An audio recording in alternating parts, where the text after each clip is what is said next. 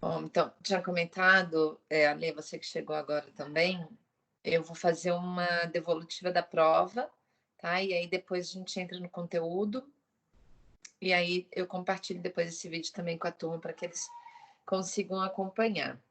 E aí na prova de vocês eu deixei algumas perguntas então fechadas, né? E a última ia mais assim, de acordo com as pontuações que cada um de vocês tinha de percepção. Mas, no geral, assim, as respostas foram ok, foram dentro, né, do proposto, então está positivo. E aí, então, sobre as perguntas, né? A primeira era sobre diagnóstico organizacional, que é um instrumento de planejamento para analisar clima organizacional, identificar necessidades da organização.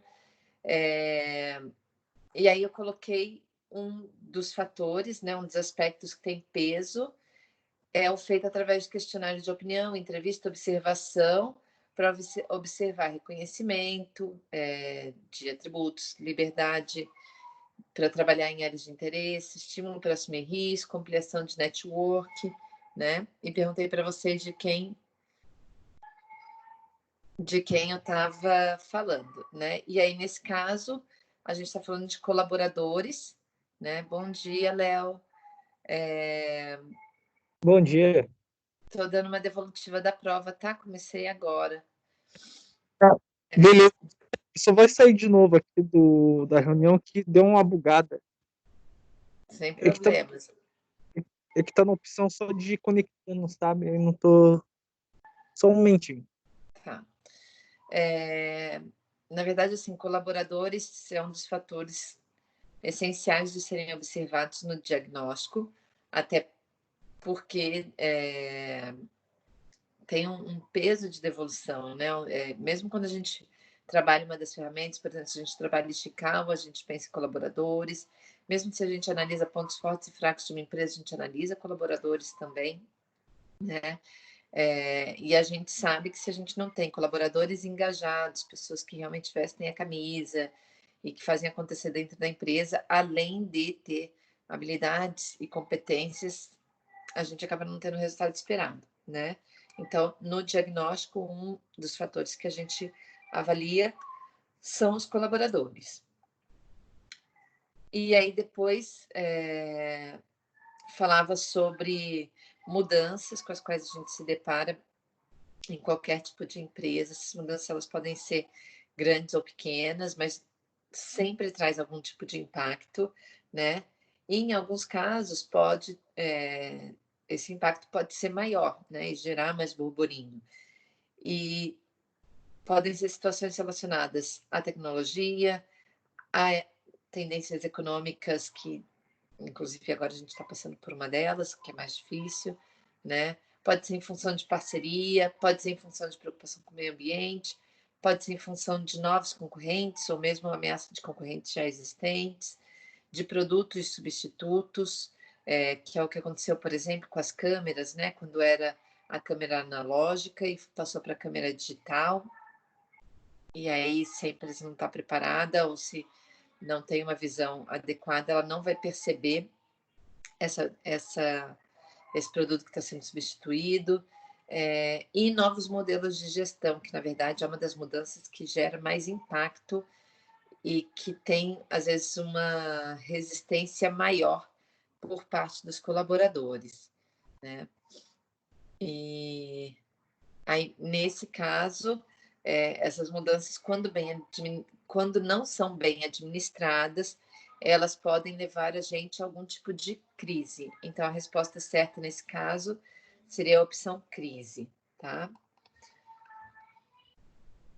Depois perguntei de uma das ferramentas administrativas em que a gente considera 6 causas relacionadas a método, a matéria-prima, a a medidas, a meio ambiente, a máquina, a mão de obra.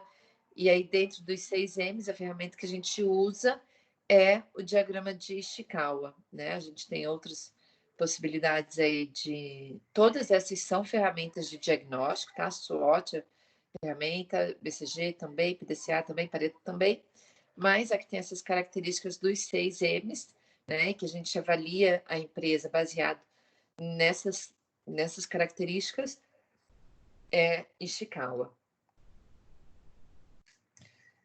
Depois perguntei de uma outra ferramenta em que a gente considera que a maioria das... na verdade, assim, que 80% das consequências, né, a maioria das consequências se dá por 20% das causas de uma situação, tá? Nisso a gente tem, por exemplo, não conformidade, identificar pontos de melhoria, definir planos de ação, uma ferramenta que estabelece problemas referentes à qualidade de produtos, a processos, resultam em perda. E aí a gente separa entre duas situações, pouco vitais e muito triviais, né, que são os resultados. Então, pouco vitais representam pouco problema que resultam em grandes perdas, ou muito triviais, que representam muitos problemas e resultam em poucas perdas. E aí essa questão do 80 e 20 é o diagrama de Pareto, tá? Então a gente considera que 80% das causas se dá por 20% das causas, quando é diagrama de Pareto, tá?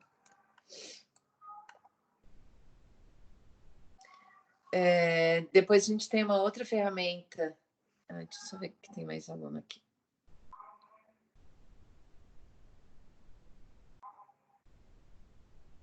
Só um minutinho, gente. Peraí.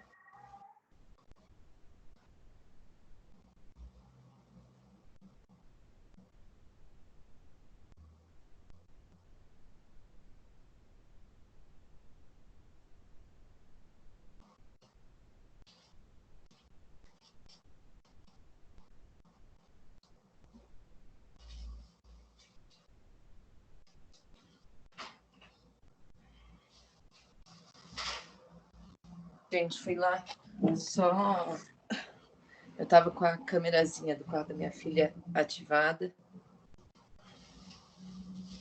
E ela tá brava que a mãe dela não tá lá. Então, fui desativar a câmera. Tá?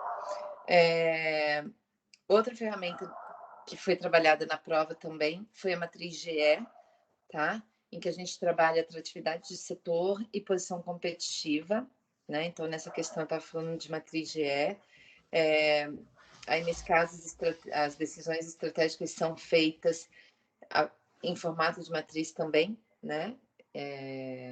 Normalmente a gente põe um quadradinho e aí coloca em cima a atratividade do setor e do lado a posição competitiva, né? E aí a gente tem negócios com grande... Quando a gente investiga, né? A gente avalia negócios com grande potencial, em que a empresa possui forte posição competitiva, e negócios em mercados não atrativos, em que a empresa tem posição vulnerável. E são questões que a gente avalia constantemente para verificar até que ponto vale investir em determinados produtos, até que ponto vale levar uma ação da empresa adiante, né? Então, na matriz GE, a gente separa esse diagrama em forma de quadro para verificar a atratividade de mercado, assim como a posição competitiva da empresa, tá? Depois falei, na verdade, de uma técnica que é muito usada em reunião, que é o brainstorming, tá? A resposta seria o brainstorming. E até comentei com vocês, parecido com isso, a gente tem o brainwriting, né? Então, brainstorming é uma reunião em grupo, em que as pessoas vão para discutir situações, e no caso do brainstorming é falado. E o brainwriting, a gente junta grupos normalmente de meia dúzia de pessoas. Saúde, Fabrício. Grupo de meia dúzia de pessoas para trazerem opinião no papel. O brainwriting normalmente é utilizado quando a gente sente que existem pessoas um pouco mais tímidas e que não gostam de se expor em uma reunião, e aí eles acabam preferindo colocar as ideias no papel para discutir posteriormente do que trazer sugestão.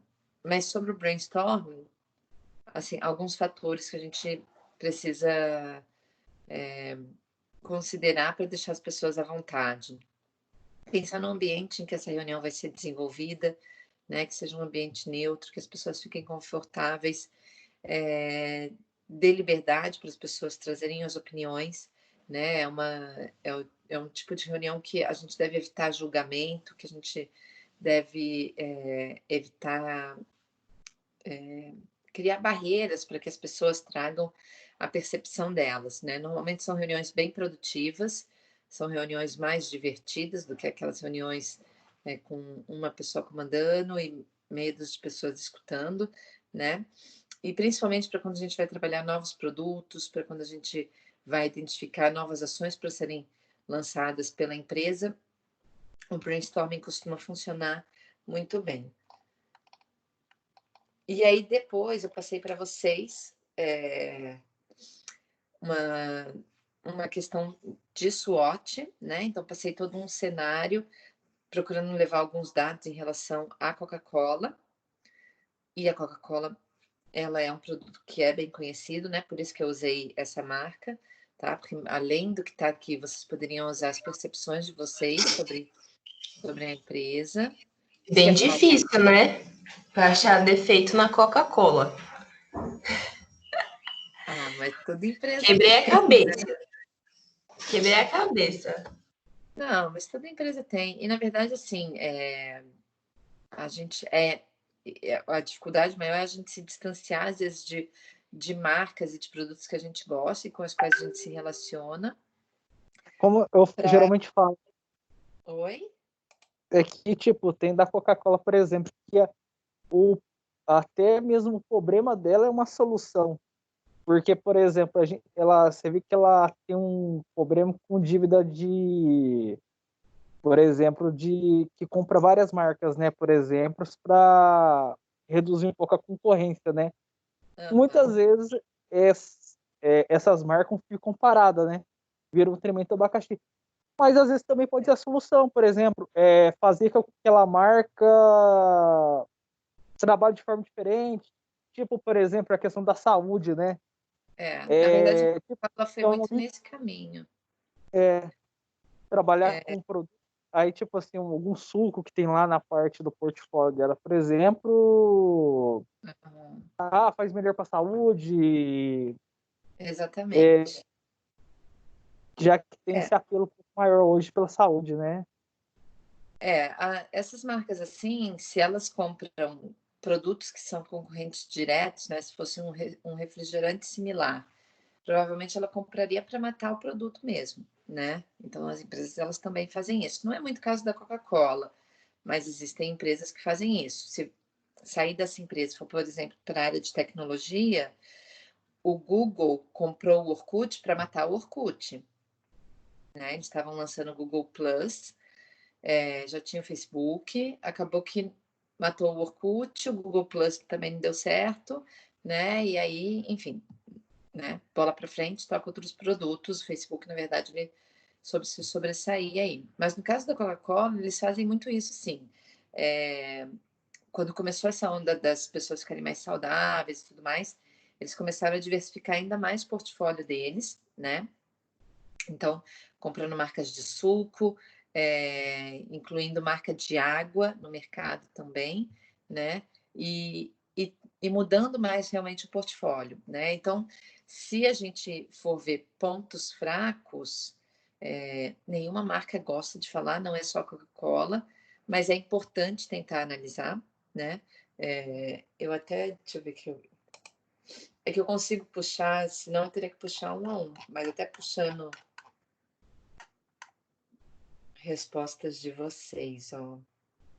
E hoje, eu sei que gera muita oportunidade também da Coca-Cola, que ela viu da distribuição um pouco maior, né? Das águas engarrafadas, né? Por exemplo. Ah, sim, mas isso na verdade é tudo oportunidade de mercado, né? Se for pensar, porque diversifica produto, né? E aí coloca no mercado.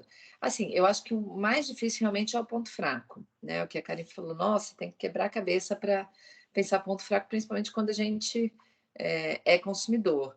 Mas tem a questão das altas taxas de açúcar no produto, né? Isso ele pode ser um ponto fraco, que as empresas de bebidas, de uma forma geral, elas têm tentado mudar isso e diminuir, né? O nível a quantidade de açúcar que tem no produto, né? Eles são cientes, Mas eles sabem também que se eles tiram muito desse açúcar, principalmente a Coca-Cola, que o principal valor dela está justo na fórmula do produto, né? Então, se eles mudam muito isso, eles vão mudar o sabor do produto e aí pode perder mercado por conta disso. Mas poderia ser um ponto fraco, por exemplo, né? Alta taxa de açúcar. Até na ameaça, por exemplo, você vai tipo, a ameaça também eu tinha colocado aí, porque o mercado de Guaranás carbonatos, né, que a gente fala, né? Aham. Carbonatatos é bem saturado, né, por exemplo, né, professora? É difícil competir, porque sempre gera uma marquinha, aí com preço menor, a pessoa prefere a marquinha um Você colocou pouco isso mesmo, mais saturação do baixa. mercado de bebidas carbonatadas. Mas, assim, ameaças, eu acho que ainda é um pouco mais fácil da gente perceber, até por conta das situações, né? Por exemplo, vários colocaram sobre concorrentes. É um mercado que realmente tem vários novos entrantes, né? Ou seja, novas empresas que passam a oferecer produtos similares ou produtos de segmento próximo, né? Então, alguns colocaram isso. Teve bastante gente que colocou de concorrente, a questão da crise, né? Então, por Escassez de exemplo, água. oi, escassez de água, dependendo da situação, principalmente, Não, né? Mas, Europa, por exemplo, isso que é mais complicado, né? Fazer distribuição lá é um pouco mais demorado, né? Aí tem que partir de outros países, né, que tem... é mais complicado, mas ao mesmo tempo, assim, a Europa é como se fossem alguns estados brasileiros para constituir um continente, quase, né? Então acontece muito isso que você falou. Daí eles já não dependem só de uma economia nacional, né? Eles dependem às vezes de uma economia que envolve outros países. Lá eles têm esse problema mesmo. E aí, dependendo de como está a logística e de como está a relação entre países e tudo mais, tem algum tipo de crise, isso pode atrapalhar, sim, né? E aí isso entra como ameaça, né? São fatores que entrariam como ameaça. E aí é importante ter entendimento disso, né? Então, todos os pontos que são fortes e fracos, eles são internos da empresa, né? Então, são acontecimentos que dependem de boa gestão, dependem da matéria-prima, dependem de ter um maquinário funcionando, dependem da estrutura da empresa, né? Dos colaboradores, enfim, tudo que é interno à empresa. E as oportunidades de ameaça sempre externas. Então, situações como essa, né? Se tiver escassez de água, é um problema. Se tiver um momento como o que a gente está passando agora, que até o que eu ia comentar, né? A parte econômica, ela interfere muito. E a Coca-Cola, se a gente for avaliar, do segmento dela, ela é das marcas mais caras, né? Então, muitas pessoas, se tiverem que começar a cortar alguma coisa, pode ser que deixe de comprar Coca-Cola e passe a consumir algum outro tipo de produto. Então, ela é o tipo de empresa que ela pode sim ter queda por conta de uma crise econômica. E aí, outras empresas que têm produtos mais acessíveis pode ser que justamente nessa fase tenham um crescimento, né? Porque aí a pessoa faz a troca. Ou pode ser que as pessoas troquem dentro da mesma linha, né? Então, deixa de comprar, às vezes, uma Coca-Cola 2 litros e passa a comprar de 1,5 litro, né? Isso acontece também. Então, diminui o consumo, mas mantém fiel à marca. Isso pode acontecer também, mas mesmo assim, economicamente, a empresa vai faturar menos, né? Então, são fatores externos à empresa e que podem afetar. De uma forma geral, a turma respondeu bem. Realmente, quando fala de pontos fortes, teve aluno que até escreveu mais coisa, né? Mas, assim, questões que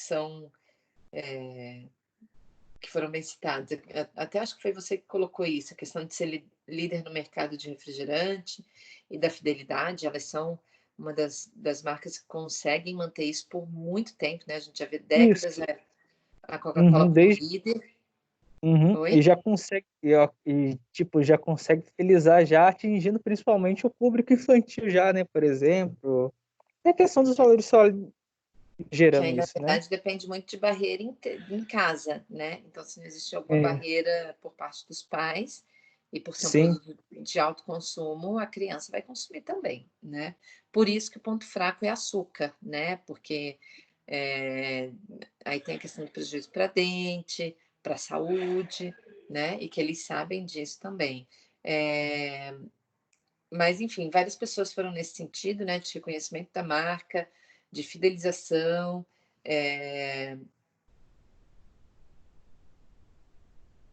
Bastante gente falou de fidelização, a questão da distribuição do produto, né? Que acha com facilidade na maioria dos lugares. A questão da experiência, isso aqui é legal de falar também, não sei quem foi o aluno que respondeu isso, porque eu puxei só as respostas desse item, né? Mas eles vendem muito uma experiência, isso é um ponto positivo, né? Então, trabalhar essa questão da experiência de marca relacionada à felicidade, isso também é um ponto positivo que eles conseguiram trabalhar, né? Principalmente os comerciais, é bem um foco, ela consegue trabalhar o momento, né? Cada momento, seja com a família, seja em festa, por exemplo, Exatamente. consegue captar durante os comerciais são muito bons, né? O plano de marketing em geral, propaganda, né? E aí a turma, de uma forma geral, foi super bem, então eu acho que na última resposta ninguém perdeu pontuação. Acho que a menor pontuação deve ter sido 800, que equivale a 8. Então, assim, tá super ok, né? De uma forma geral, a turma. Embora a última tivesse um peso grande, né? E aí, para hoje, na verdade, a disciplina, eu acho que eu estou seguindo a grade dela, né? Ela é organizada de uma forma que vai e volta. Então, a gente volta em tópicos relacionados a diagnóstico organizacional, mas um pouco agora pensando no propósito dele e trazendo algumas ferramentas, tá? Eu coloquei algumas situações nos slides. Eu não sei, vocês acham ruim eu puxar o slide para cá? Porque eu acho que vale a pena vocês verem o que está nele. Tem algumas ilustrações, assim, que eu acho que fica melhor se vocês visualizarem. Posso puxar ele para cá? Pode. Pode. Que eu acho que fica, até para explicar, fica mais fácil de passar para vocês. Acho que esse aqui. É esse mesmo.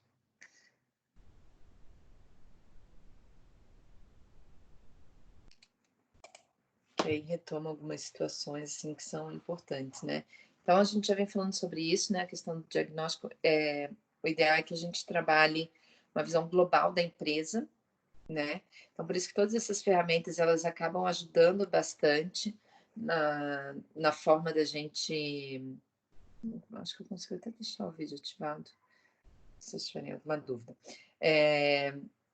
Mas, assim, no diagnóstico é sempre importante a gente tentar visualizar o todo, né? Por isso que o SCAWA é um dos diagramas que eu mais gosto, assim, para trabalhar a análise de empresa, que a gente avalia a empresa sobre vários aspectos, né? Assim como o SWOT é uma outra ferramenta que eu gosto muito também de usar na parte de planejamento para diagnóstico, porque a gente foca muito tanto na parte interna como no mercado, né? Então, a parte de análise ambiental e também ajudam a ter essa visão global da empresa, né? Então, na verdade, são todas ferramentas que ajudam a gente a chegar nessa situação, né? Então, vou trabalhar diagnóstico, de que maneira eu posso levantar essas informações para fazer esse diagnóstico, né? Então, a gente parte sempre dessa caracterização da empresa no primeiro momento, né? De levantar dados, de levantar informações que vão subsidiar depois as ações que a gente vai realizar, tá?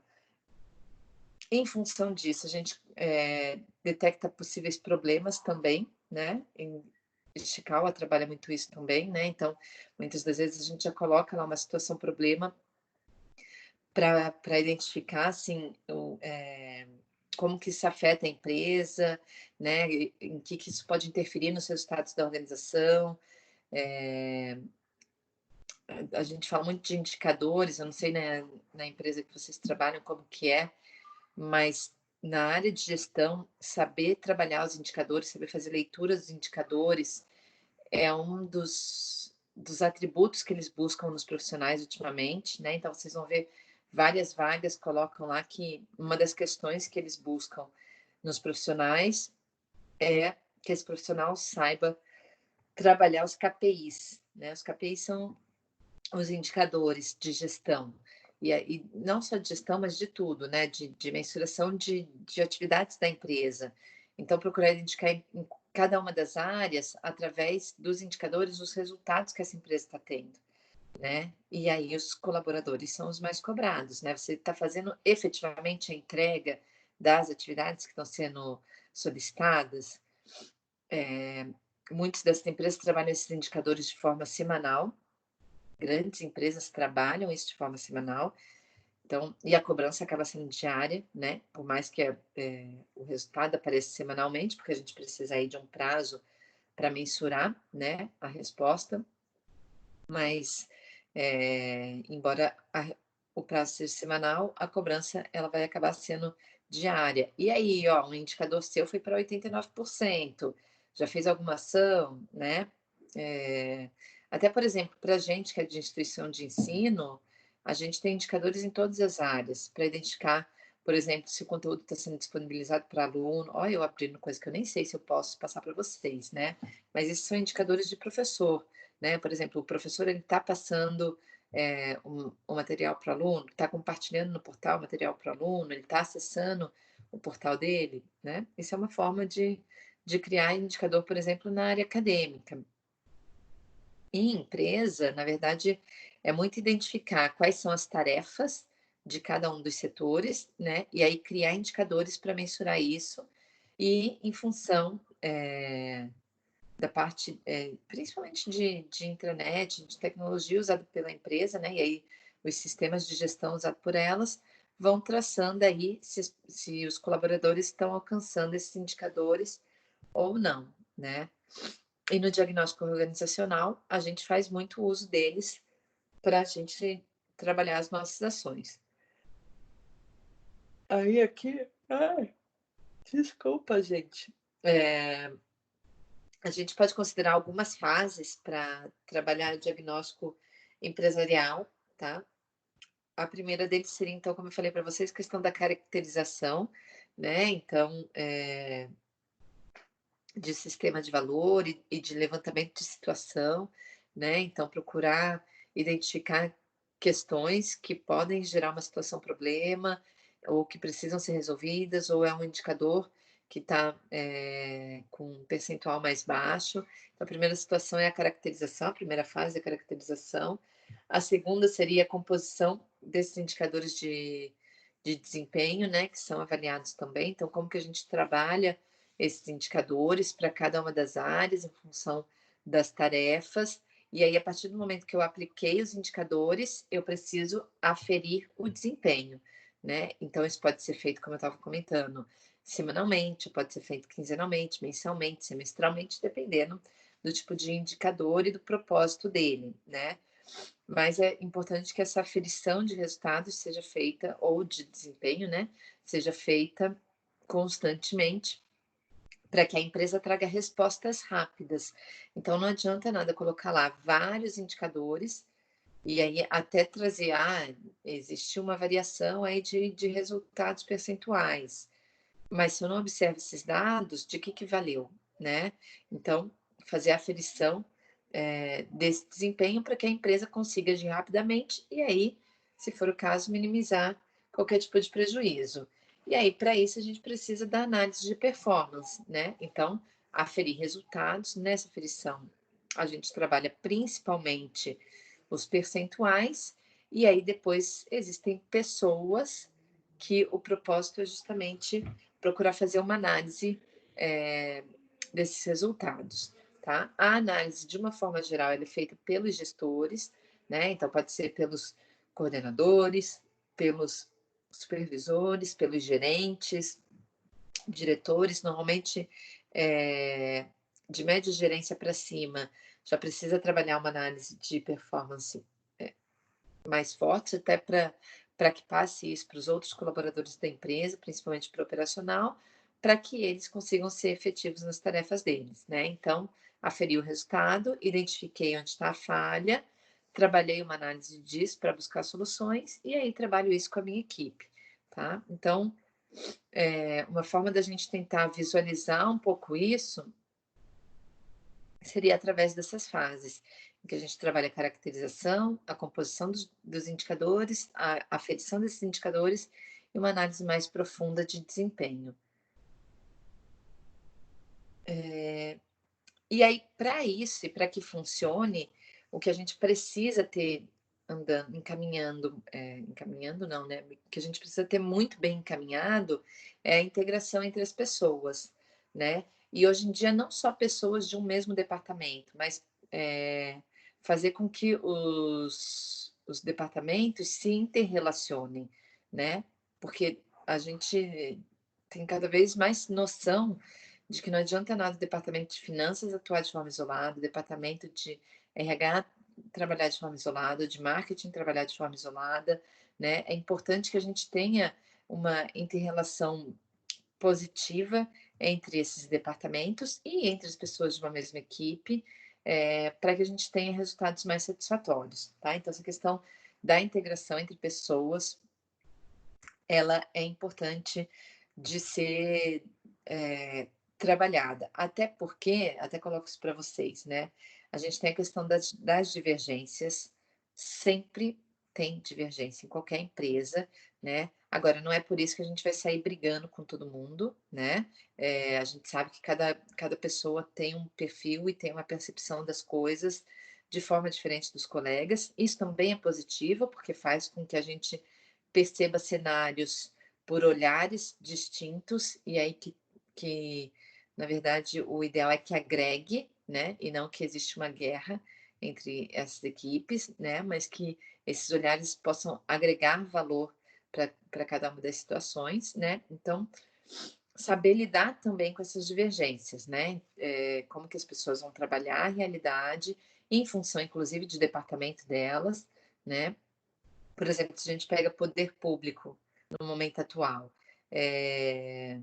vai ter muito essa guerra de para onde vai a verba do governo, né? Então vai ter que tirar verba de, sei lá, tecnologia para colocar na saúde, vai ter que tirar verba de meio ambiente para colocar na saúde, vai ter que tirar verba de cultura para colocar na saúde. Para o momento atual que a gente está vivendo, a gente vê que essa reorganização dos recursos ela está acontecendo.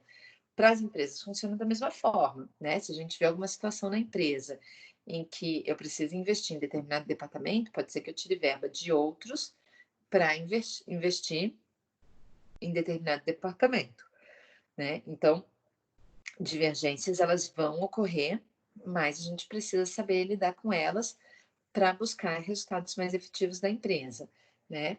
E aí, para isso também, saber detectar problemas que causam descontentamento por parte de colaboradores, né? Então, fazer estudos para isso. A gente sabe que, como eu já falei para vocês, colaborador tem um impacto muito grande nos resultados da empresa e a gente precisa saber levar isso da melhor maneira possível. E aí, uma das formas da gente trabalhar isso também é estruturando essa análise em 2 momentos, tá?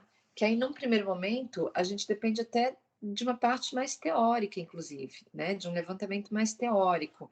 Então, o que eu posso levantar de situação, de dados existentes, de informações existentes, que vão subsidiar também as minhas escolhas daqui para frente para as ações da empresa, tá? Então, assim como a gente faz muitas das vezes quando a gente está no meio acadêmico, em que a gente levanta também um referencial teórico sobre uma situação que a gente está estudando para depois a gente criar as nossas ações, nas empresas isso também pode acontecer dessa forma. Então, a gente se abastece de informações, né? E aí, em função disso, a gente vai trabalhando as etapas do nosso diagnóstico, né? Então, a partir do momento que eu tenho informações, que eu tenho dados, que eu tenho entendimento de como está caminhando a empresa, eu consigo ir trabalhando o meu processo de diagnóstico, né? além de considerar a estrutura ambiental. A estrutura ambiental, nesse caso, é o ambiente da empresa, né? Quem é a empresa, em relação a tudo, né? Então, a mobiliário, a maquinário, equipamentos, tem equipamentos adequados para todos os profissionais, né? De quanto em quanto tempo a gente tem que substituir determinados equipamentos. Então, se a gente for falar, por exemplo, a área de gestão depende muito de computadores para desenvolver as atividades deles, né? De quanto em quanto tempo eu preciso substituir esses computadores, né? São equipamentos que vão ficando obsoletos com o tempo. Então, a empresa às vezes pensa assim, mas todo mundo tem seu próprio computador. Tá, mas leva 1 hora só para ligar o computador do cara. A gente vê isso em muita empresa, não é em pouca empresa, não. Em muita empresa, inclusive grandes empresas, trabalhando com computadores que já não têm mais sustentação para rodar determinados softwares, para acessar determinadas informações. Então, quando a gente faz uma análise da estrutura ambiental, inclusive esses aspectos, eles são considerados, além de considerar os aspectos humanos, né? Como eu falei para vocês, tem sempre um peso muito grande. E aí, passada essa primeira etapa, a gente vai para o diagnóstico em si, né? Então, levantei todos os aspectos da empresa, por isso que o Ishikawa ajuda muito quando bem feito, né? E Ishikawa, gente, na verdade, a gente faz crescer muito. Opa, passei direto.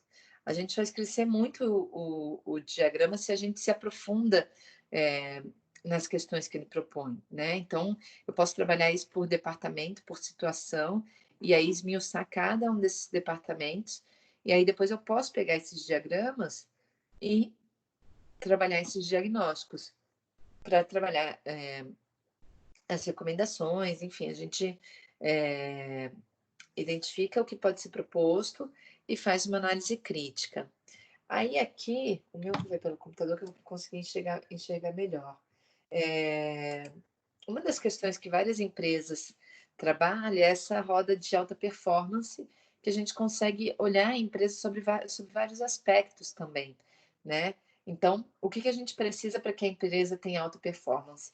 A gente precisa tanto trabalhar uma gestão de performance, que é a parte de resultado, de desempenho, como o desenvolvimento de talentos, que é a parte de pessoas, né? Então, se vocês repararem aí, para vocês, eu acho que aparece pequenininho, não dá para ver tão bem. Mas a gente tem relacionado a parte de... Ou quem estiver pelo computador, talvez esteja vendo melhor, né? Que eu fico pelo vídeo do celular, mas eu fico com o suporte do computador. Na gestão de performance, a gente tem a gestão tanto dos objetivos, como de desempenho e como de competências, e no desempenho de talentos, tanto a parte de aprendizagem como sucessão e carreira, tá? E aí tem vários fatores ali que a gente consegue avaliar dentro disso, por isso que é bem bacana trabalhar esse diagrama também nas empresas. Então, por exemplo, trabalhando primeiro esse lado da gestão de performance, né? Em relação ao objetivo, diagnóstico de performance humana e organizacional, então tanto de profissionais como empresa, implantação da cultura de alta performance e a gestão por objetivos. Aí depois a parte de desempenho, gestão e avaliação de desempenho, avaliação dos pontos de performance,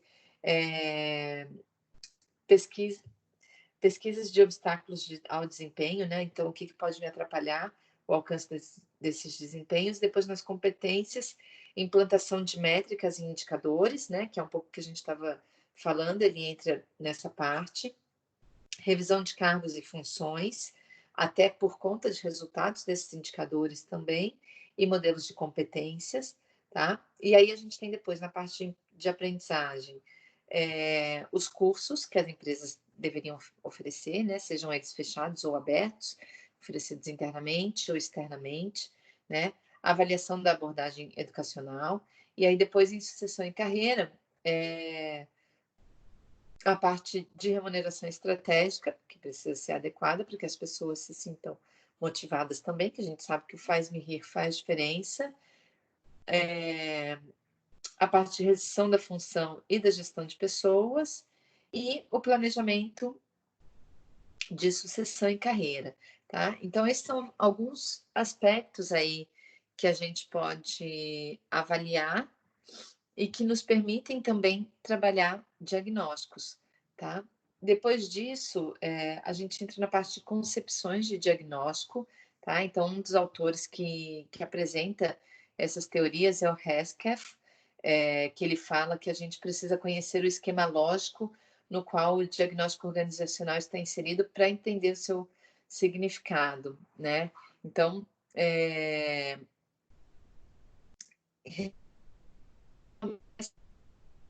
da empresa como um todo, né? E como que a gente faz essa leitura para que a gente realmente consiga significar todas essas situações. E aí aquela roda de alta performance é uma das situações que a gente pode considerar para fazer essas análises, por exemplo, né? Então, em função disso, se a gente consegue entender bem esse esquema, a gente compreende melhor seu significado e aí a gente trabalha melhor os diagnósticos da empresa. A gente pode trabalhar, por exemplo, processos de consultoria, tanto interno como externo, né, e de assistência técnica. Então, por exemplo, identifiquei falha, vou até voltar aqui no meu para trabalhar a roda. Identifiquei falha, por exemplo, na revisão de cargos e funções em relação a competências. Eu preciso, então, ou de uma consultoria ou de uma assistência técnica focada nisso. Então, como que eu resolvo isso? Se eu verifiquei ali que esse indicador não está tendo bom desempenho, como que eu posso trabalhar isso? Então, eu posso tanto, de repente, trabalhar uma consultoria externa, que traz um olhar diferente também de quem está no dia a dia da empresa e que, às vezes, vai trazer novas possibilidades sem necessariamente ter que mudar um funcionário, sem necessariamente ter que mudar uma estrutura organizacional, né? Então, às vezes, uma consultoria externa acaba funcionando muito bem, ou pode vir por parte de um gestor ou mesmo de uma consultoria interna. E aí, trabalhar uma assistência para que consiga reverter esse quadro e melhore os indicadores de desempenho em relação a essa competência, tá? Então, na verdade, sim, a gente pode pegar uma dessas situações ou várias delas e aí saber trabalhar, então, o que eu preciso oferecer para resolver isso? Através de uma consultoria, através de uma assistência técnica, né? Para trazer condições adequadas para que a empresa continue se desenvolvendo, né? E aí, se a gente for pensar, na verdade, a questão do aprimoramento, a empresa ela precisa aprimorar esses fatores constantemente, né? Não é porque, identifiquei então onde estava a minha falha, trabalhei uma consultoria para treinamento, para nova organização dessa situação e tudo mais, mas eu não continuei trazendo um olhar para isso, né? E, na verdade, o aprimoramento da empresa, ele precisa ser constante para que o desempenho também seja constante e atinja níveis satisfatórios, né? Então, por exemplo, para a área de gestão, a questão da tecnologia é um fator que a gente precisa acompanhar sempre, né? Então, quais são as novas ferramentas que a gente pode utilizar? Quais são os novos softwares que a gente pode utilizar? Se muda relacionamento com investidor, com fornecedor, com distribuidor, o que eu preciso desenvolver para que eu me mantenha eficiente, na verdade, nas minhas ações, né? E que tenha resultados satisfatórios. Então, esse é um olhar que ele precisa ser constante. Por isso a importância de trabalhar o planejamento nas três situações dele, desde o planejamento estratégico até o tático, até o operacional, né? Então, mudanças de dia a dia vão interferir muito nos resultados do tático e do operacional. E aí, como objetivo, né? A gente precisa representar de forma mais real possível, ou de forma mais fiel possível, as situações da organização.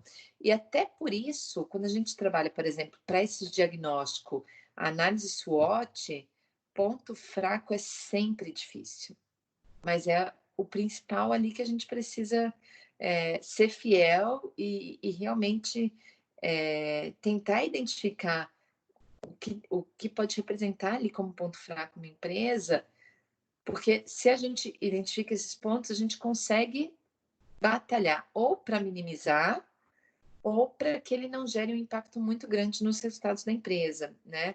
Então, não só para a Coca-Cola, mas para qualquer empresa, identificar quais são esses pontos fracos é um desafio muito grande, né? A maioria das pessoas que estão à frente dessas instituições, eles adoram falar sobre os pontos fortes, e a gente está aí para isso, né? Se a gente está aí para vender uma empresa, a gente vai evidenciar os pontos fortes, mas a gente precisa saber detectar quais são as fraquezas, né? Porque é justamente nelas que a gente precisa saber agir. E aí seria um pouco trabalhar os objetivos para alcançar metas dentro dessa situação, né? Então a gente vai trabalhar ali os nossos diagnósticos, nos nossos diagnósticos. Tudo bem, a gente vai ver as forças, mas a gente precisa identificar muito bem as fraquezas e as nossas escolhas estratégicas, que seria a situação seguinte, elas vão muito em função disso, né? Então, eu sei o que eu tenho de força hoje, eu sei o que é minha fraqueza e que me atrapalha, às vezes, de chegar nos resultados que eu coloco ali como esperados para a empresa, né? Mas se eu consigo identificar essas fraquezas, eu consigo trabalhar essas minhas escolhas estratégicas de forma mais eficaz, né? Para depois eu fazer uma análise de gaps também e trabalhar as minhas alavancas de mudança, porque as minhas alavancas de mudança, elas vão se dar principalmente em função dos pontos fracos, né? Então, identifiquei, sei lá, se a Coca-Cola não tivesse a fórmula dela tão forte, tão diferencial de mercado, eu vou até sair da Coca-Cola, vou falar dos sucos. Por exemplo, os sucos, esses sucos nessas embalagens Tetra Pak, gente, esqueci o nome. Mas, enfim, suco de uma forma geral, suco pronto que é distribuído por aí. Um dos pontos fracos também é o açúcar, né? E isso tem sido muito questionado. E aí, o que algumas das empresas fazem? Eles retiram parte do açúcar e adoçam esses produtos com maçã. E teve até uma guerra aí de concorrência, não sei se vocês acompanharam isso, que se deu justamente nesse sentido, de que existia mistura de fruta para apresentar um produto no mercado. Só que a maçã ela foi colocada justamente para trabalhar como, de repente, uma alavanca de mudança para um ponto fraco da empresa, que era o alto nível de açúcar, né? E aí se manter competitiva no mercado, porque aí você apresenta um produto mais saudável para o seu consumidor final, né? Então, isso é um ponto fraco em relação ao produto, também um tipo de bebida, no caso suco, né? E que precisou de uma solução, até para que fosse menos questionado aí no mercado, por conta de questões de saúde e tudo mais, né? E aí, por outro lado, empresas que buscaram soluções diferentes mostram, mas o nosso suco não tem mistura de frutas, né? Por exemplo, meu suco de uva é suco de uva, não é suco de uva com maçã, né? Meu suco de, sei lá, o de uva é um dos que eles usam muito. Meu suco de pêssego não é um suco de pêssego com maçã, é um suco de pêssego, né? Então, acaba também gerando alguns tipos de guerra aí de mercado, né? Mas a gente sabe que é um mercado extremamente competitivo e que a gente vai se deparar com essas situações. E aí, um outro autor que trabalha a questão dessa condição, né, o Silva, ele mostra que a gente não deveria trabalhar o processo de diagnóstico simplesmente como um conjunto de passos pré-determinados, né? Mas que a gente precisa reconhecer que existem perguntas que estão sem respostas e que a gente precisa trazer respostas para essas perguntas. Eu, na verdade, eu sou um pouco resistente a algumas teorias desse autor, tá? Mas eu concordo com ele nessa questão da gente identificar perguntas a serem respondidas pelas empresas, né? Então, na verdade, a gente avalia a empresa como um todo, não só em relação ao produto, né? Mas em relação à parte estrutural, em relação à parte de pessoas, em relação à parte de maquinários, né? Então, a gente precisa estudar, na verdade, todas essas situações e onde existir falhas ou fraquezas, que a gente busque resposta para elas, né? Então, uma resposta poderia ser isso, né? Uma falha é o alto índice de açúcar, a gente sabe que muito açúcar não faz bem, como que eu posso transformar isso? Uma solução é fazer o uso de uma outra fruta que tem um teor maior de açúcar, e aí passar a usar a maçã em substituição ao açúcar, né? Outras situações vão ser em relação ao maquinário, que é obsoleto. Então, de repente, eu já não consigo mais atender uma demanda por conta de um equipamento obsoleto. Então, o que eu faço para resolver isso? Troco o equipamento? Aumento o número de equipamentos? Ou vou fazendo uma situação gradual para ir substituindo esses equipamentos? Enfim, vai depender muito, inclusive, de como está a estrutura financeira da empresa, né? A gente sabe que nem sempre a nossa proposta é o que a empresa vai conseguir adotar, porque muitas delas dependem de recursos financeiros. Mas a gente precisa identificar respostas.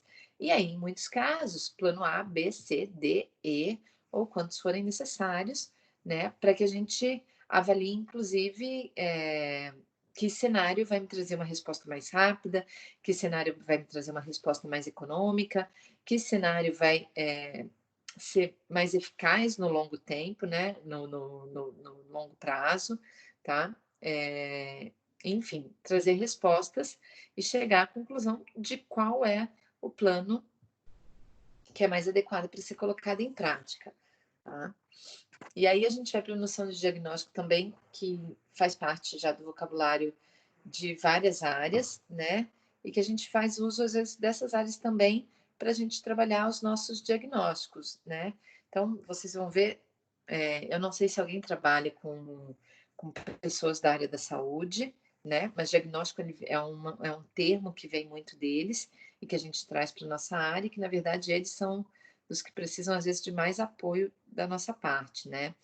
E existem alguns termos que vêm dessa área também, que estão relacionados a diagnóstico e que ajudam muito na hora da gente trabalhar essas percepções dentro da empresa. Eu, por exemplo, vou falar até pela minha empresa. Um dos serviços que a gente presta é consultoria, principalmente na área de comunicação, isso eu fora da faculdade, né? Na parte de comunicação e de gestão e de relacionamento interpessoal, né? Eu e minha sócia, a gente trabalha muito esses fatores. E um outro termo que veio dessas áreas médicas e psicoterapeutas, e, enfim, né?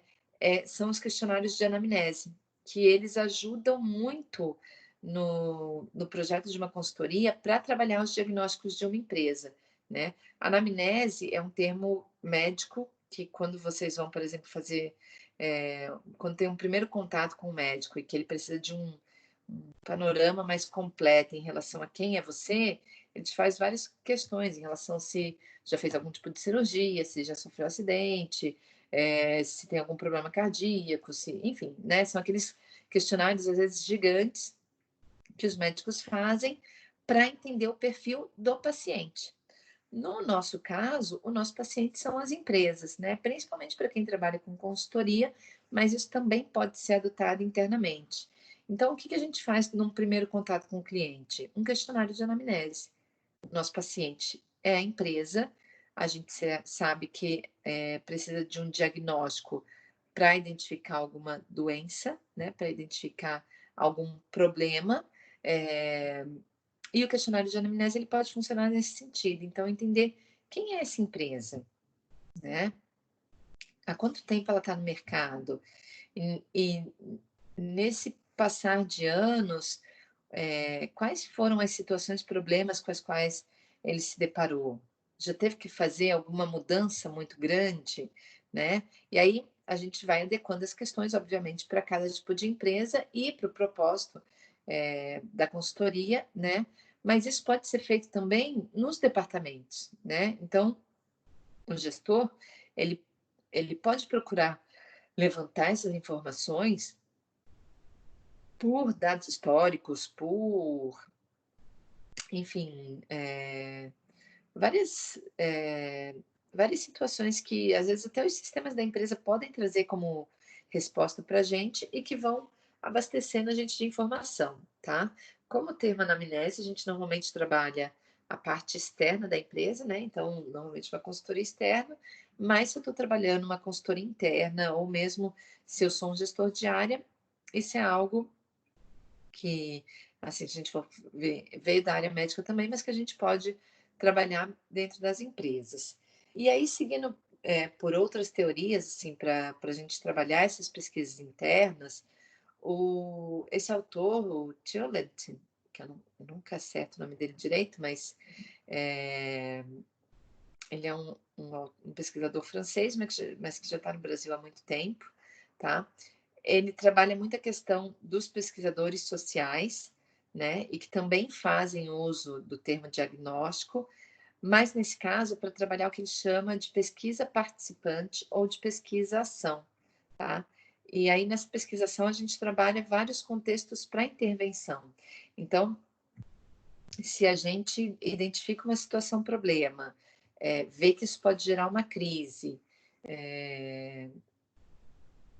seja em relação à pessoa, seja em relação à estrutura, ou o que for, a gente precisa agir com as nossas intervenções de forma rápida, né? Esse autor, ele trabalha um pouco a questão da intervenção em função dessa pesquisação, e aí é um tipo de pesquisa que é social e que também faz uso de diagnóstico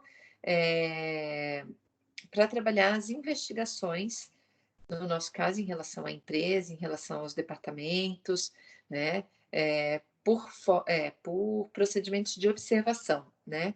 Então, a gente pode observar, por exemplo, e aí vários tipos de pesquisa, na verdade, podem ser feitos dentro da empresa, né? Por exemplo, eu posso colocar um profissional para investigar como funciona o departamento de recursos humanos. E aí eu posso colocar tanto para observação mesmo, de colocar a pessoa lá e ver como essas pessoas se relacionam, como eles executam as tarefas delas, quais são os procedimentos, quais são os processos que eles usam para realizar as tarefas delas. Então, observação no sentido explícito da palavra mesmo, né? De colocar uma pessoa ali para identificar cada um dos passos tomados pelas pessoas que estão naquela equipe, como que eles usam as ferramentas e tudo mais. E aí, em função disso, trabalhar as tomadas de decisão. Então, é um diagnóstico feito por investigação, né? E que a observação é um dos fatores que é considerado, tá? E aí, dentro da teoria dele, assim, adaptando um pouco também, né? A gente tem tanto a parte da ação como da investigação como fatores primordiais, né? Então, a gente tem desde planejar uma melhora da prática, como agir para implementar o que foi planejado, como monitorar e descrever. Esse monitoramento ele precisa ser constante e diário, né? Mas, enfim, implementei uma nova ação, monitora aquilo e verifique os efeitos dessa ação constantemente e avalie os resultados. E aí, isso a gente coloca em forma de esfera, de círculo, porque é um movimento que ele é constante, né?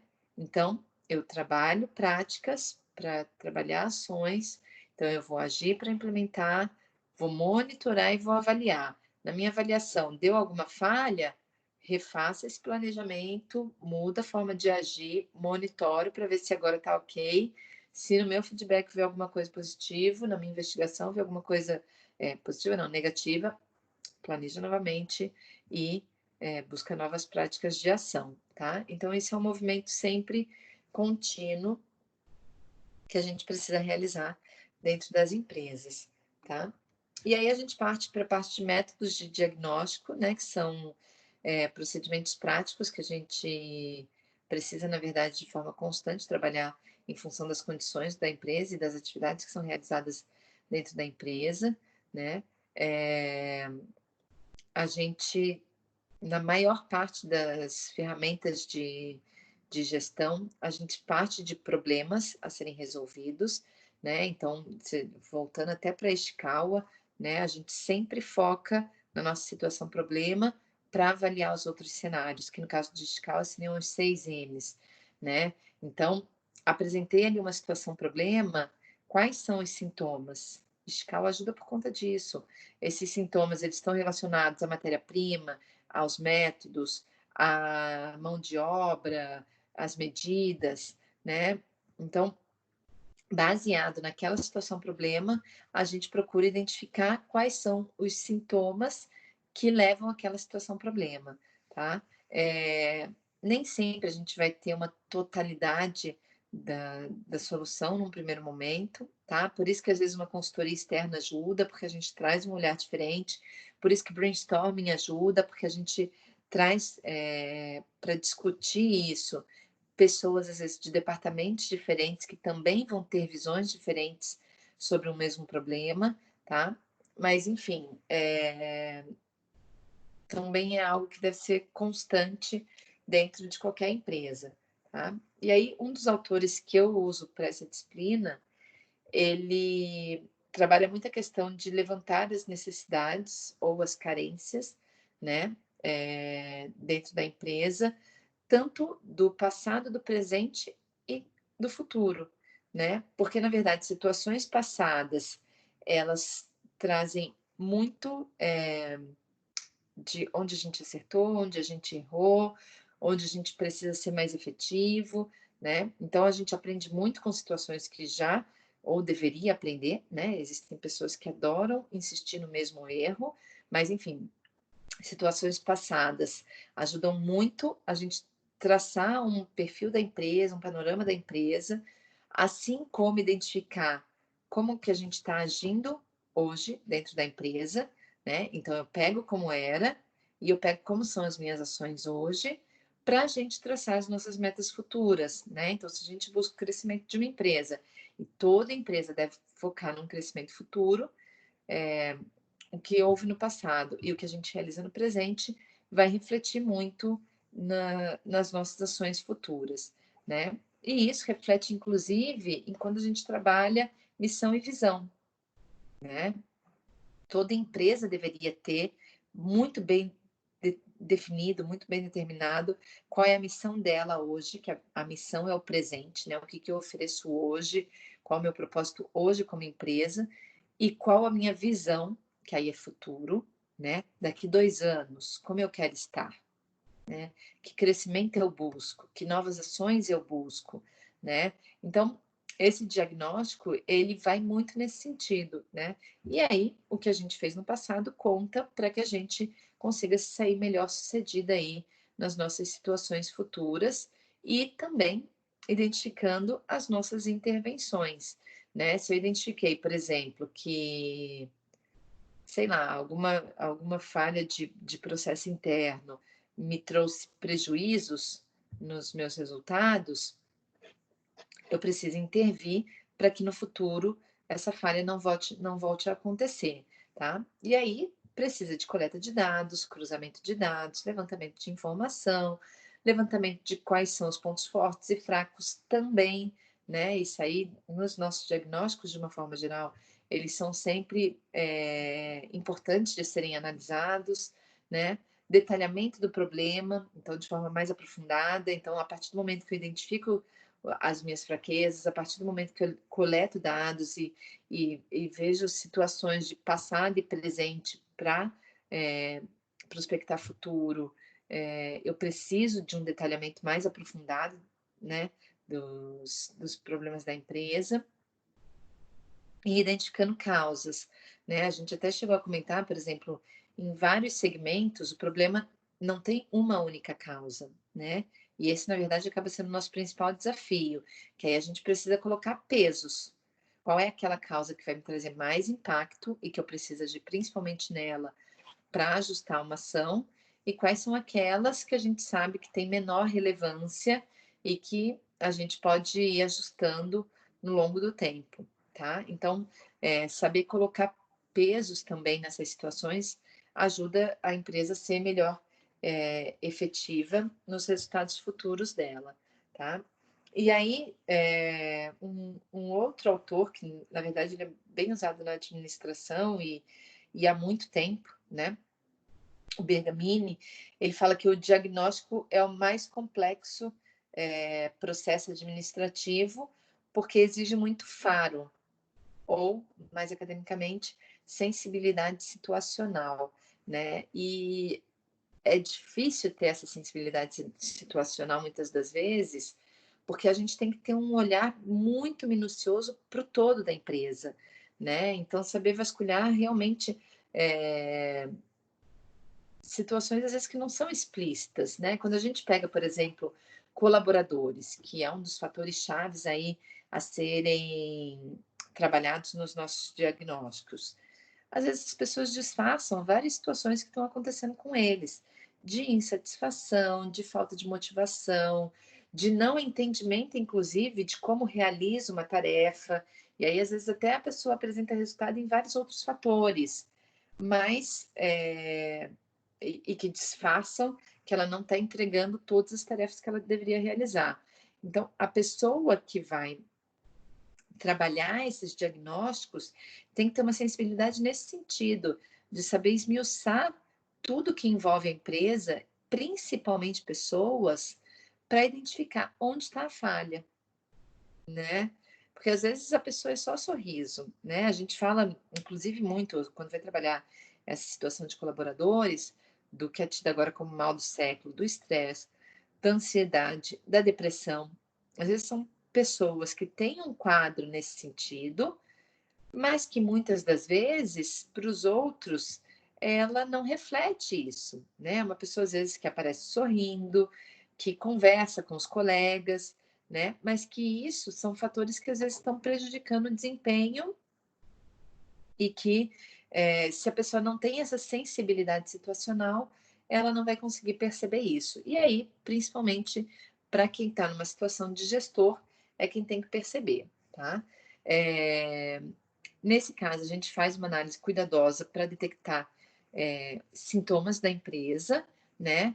E em alguns casos, esses sintomas não estão só dentro da empresa, então analisar às vezes stakeholders, analisar mercado, né? Analisar, enfim, situações que são externas à organização, também fazem sentido para que a gente trabalhe esse quadro da empresa, tá?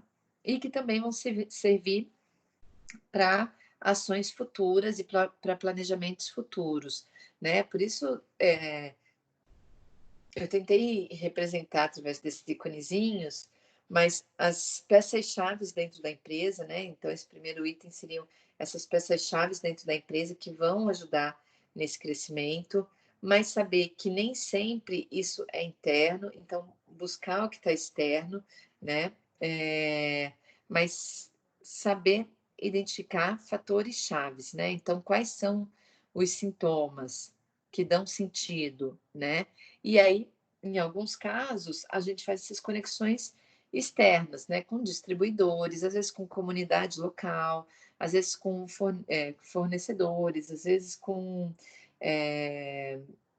imprensa, dependendo da empresa, né? Existem empresas, às vezes, que precisam se retratar, às vezes existem empresas que precisam dar algum devolutivo para a mídia também, né? Então, também é um fator que precisa ser considerado. Enfim, então entender que a gente tem peças-chave dentro da empresa que vão buscar esse crescimento, mas às vezes a gente precisa ir para fora dela também para buscar essas ações futuras, tá?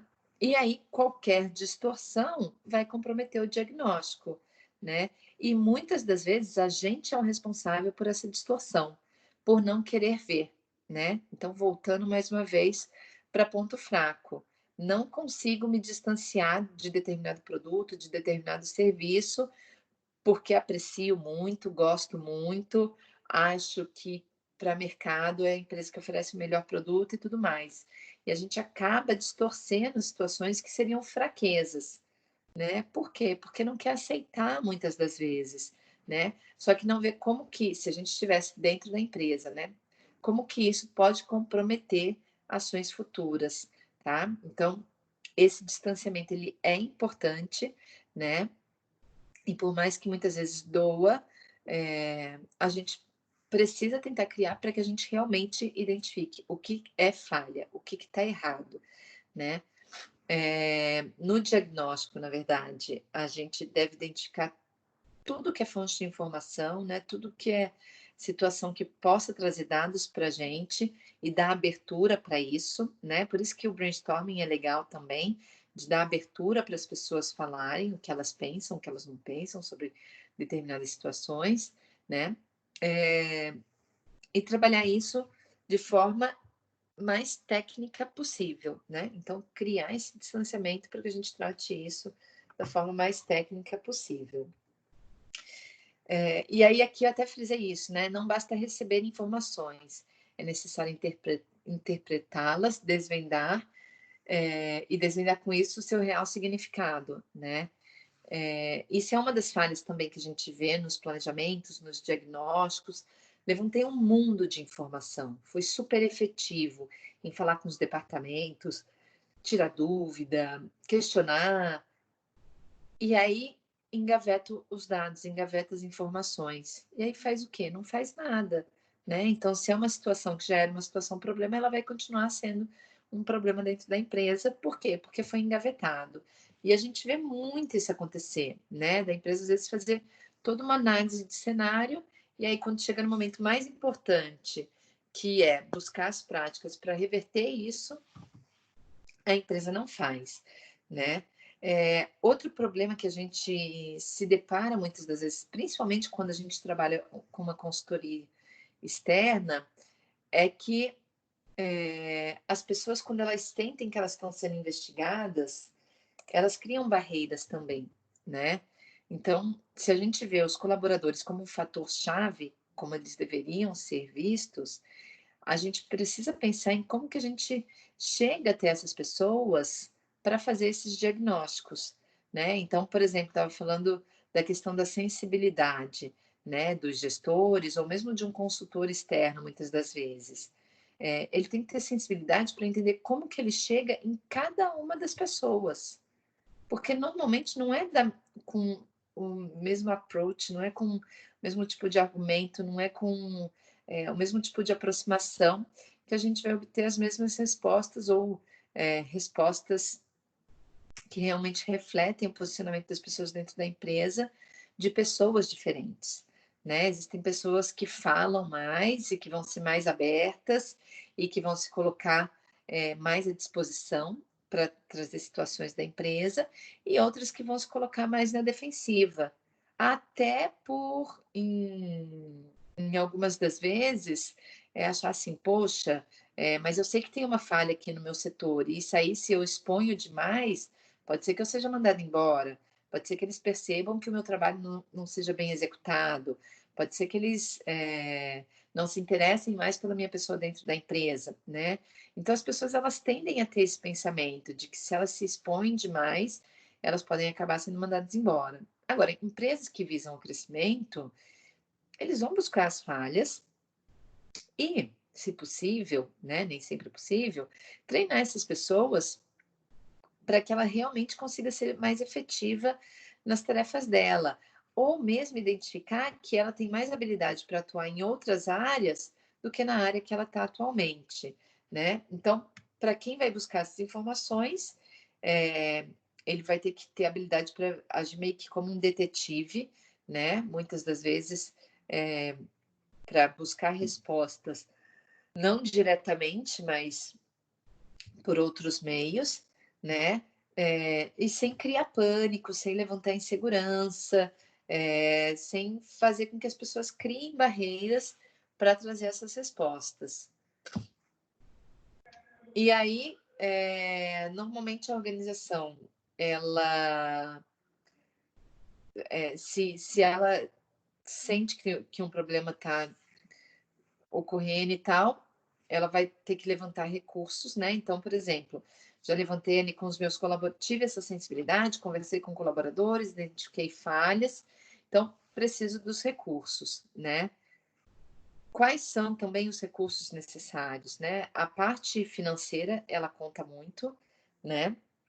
Mas muitas das vezes os recursos estão numa consultoria, muitas das vezes os recursos estão num treinamento, muitas das vezes os recursos estão numa reorganização interna da empresa, né?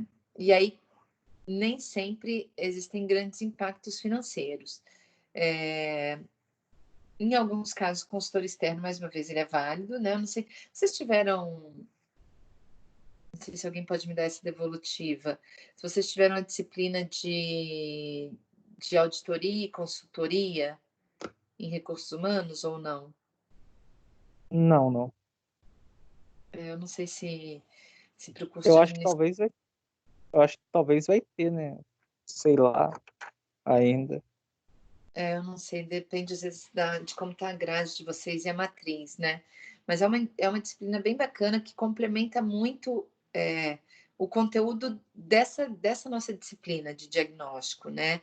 Porque muitos dos diagnósticos, eles são feitos em função de auditores e consultores externos à empresa. Embora a gente possa ter auditores e consultores internos, mas muitas das vezes em função de pessoas que são externas à empresa, né? Então, é, a forma como eles levantam dados, a forma como eles propõem esses recursos a serem administrados pela empresa para criar as intervenções, para, enfim, né, para ajustar possíveis falhas. Então, o serviço de consultoria, e é uma área, gente, que é muito bacana para quem quiser seguir por ela. Depois, se vocês quiserem, até eu mando material sobre isso para vocês também. Em São José, a gente não tem grandes empresas de consultoria, tá? A gente tem muito mais consultores independentes, de segmentos diferentes, né? Mas é uma área assim, bem bacana de atuar, até porque a gente acaba lidando com empresas diferentes e tudo mais, né? Uma empresa com a qual eu já trabalhei aqui, que eles muitas das vezes pegam esses consultores autônomos, chama Catavento. Eu não sei se vocês já ouviram falar, mas eles têm um trabalho muito legal, porque eles trabalham as consultorias deles sempre com algo lúdico. Então, por exemplo, os projetos que eu desenvolvi com eles eram a gente, eu e minha sócia, né, no caso, e aí a gente tinha um mágico, às vezes para trabalhar de forma lúdica uma situação e para mostrar, às vezes, crescimento de empresa e da importância de trabalhar sonhos, por exemplo, sabe? Então, eram projetos bem legais, assim, de serem abordados, né? Para vocês terem uma ideia, assim, a gente falava muito da parte de sonhos, né? E de sonhos a serem alcançados, inclusive dentro das empresas também, que tem muito a ver com isso.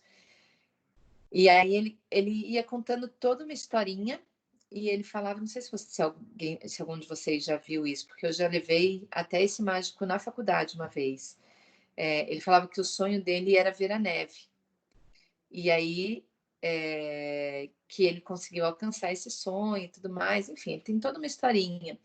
E no final, ele vai trabalhando tudo isso com um jornal e tudo mais na mão, ele vai contando a história e vai tá com um jornal na mão. No final, ele vai fazendo, junta as mãos e faz nevar papel, né?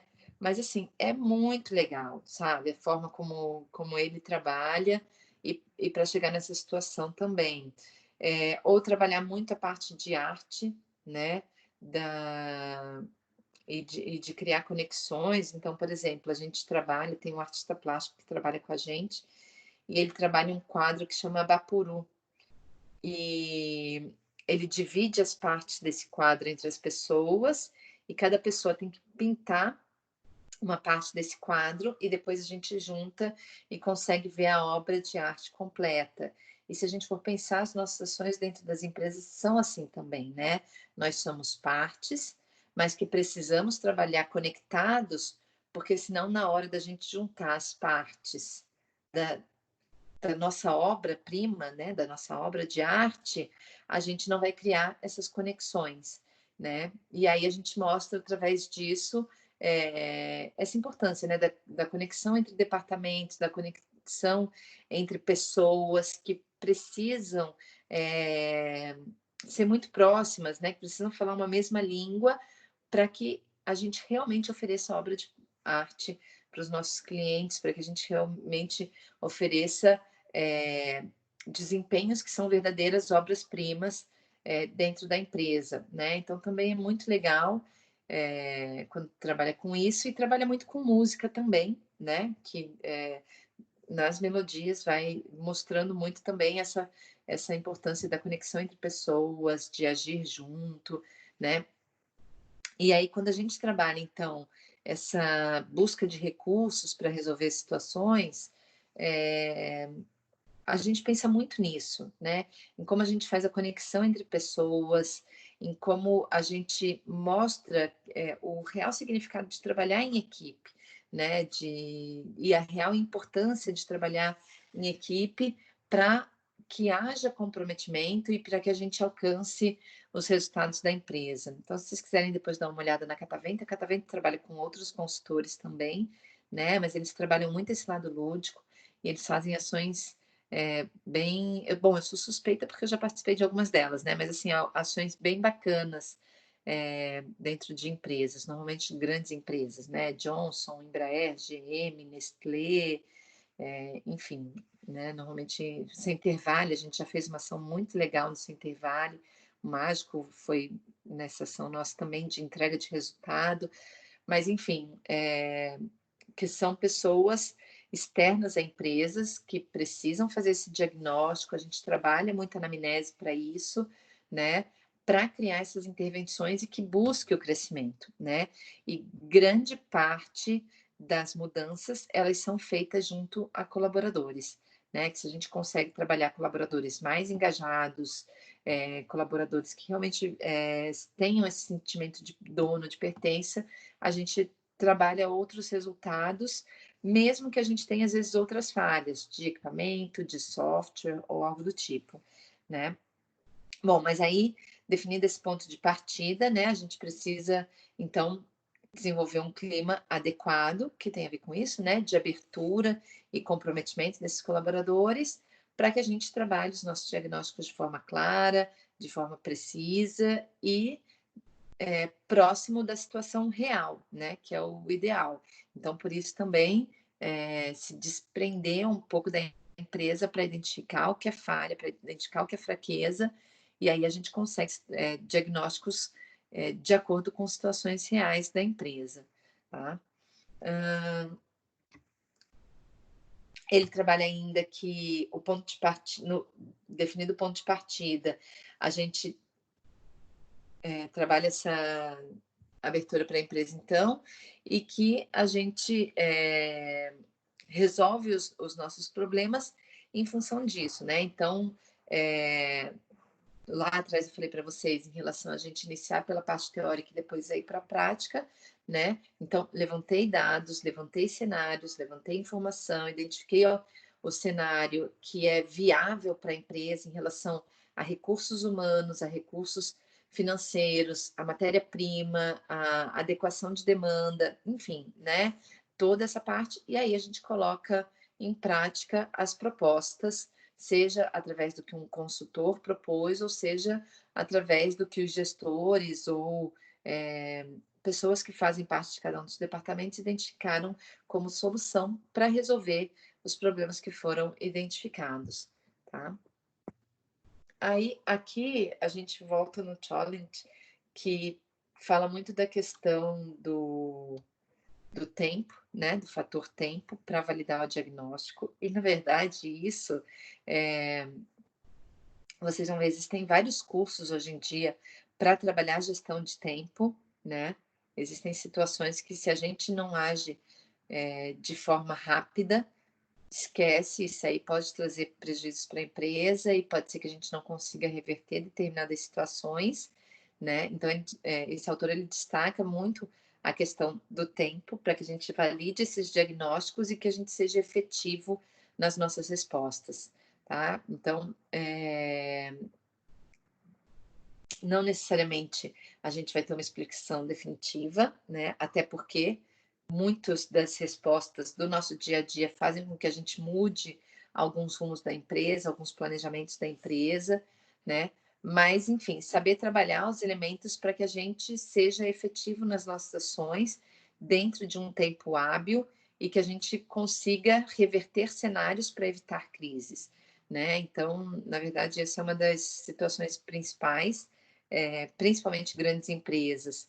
A gente sabe que se eles não agem com rapidez, e na verdade existem situações que mesmo pequenas e médias empresas acabam sendo muito mais impactadas, né? Então, assim, até trazendo para situações que a gente está vivenciando agora. Existem várias empresas que estão sabendo se sobressair num momento de crise e num momento de crise global, né? E que, nesse caso, o fator tempo é o que faz uma diferença absurda, né? A gente se deparou com uma situação em que, de um dia para o outro, as empresas precisaram fechar as portas. Se vocês acompanharem, eu li, por exemplo, a história de uma menina esses dias, que ela se organizou durante 7 anos para abrir a empresa dela. E levantando recursos, fazendo planejamentos, enfim, identificando o nicho que ela poderia trabalhar. E aí, depois de 7 anos, ela identificou que o ideal, um dos segmentos que ela poderia atuar, seria o segmento de moda de roupa infantil. E aí ela comprou uma empresa pronta, ela comprou uma loja pronta já com produtos, com estrutura, né? E ela ficou 2 dias abertas e veio a crise que mandou fechar tudo, né? Veio a pandemia e, na verdade, não veio a crise, né? Veio a pandemia, a gente se deparou com uma situação em que todos precisaram fechar as portas, né? Esse exemplo não é daqui, tá? Isso é sempre válido a gente acompanhar, né, o que está acontecendo em empresas que estão se sobressaindo e aquelas empresas que não estão conseguindo ainda reverter esse cenário. Mas é muito complicado quando a gente se depara com situações como essas, né? Ela acabou de sair da empresa que ela trabalhava para se dedicar à empresa dela. E aí fica essa dúvida, né? Planejou durante 7 anos. Então, não é que não houve planejamento, né? E aí veio toda essa situação e em 2 dias de loja aberta ela teve que fechar a loja dela.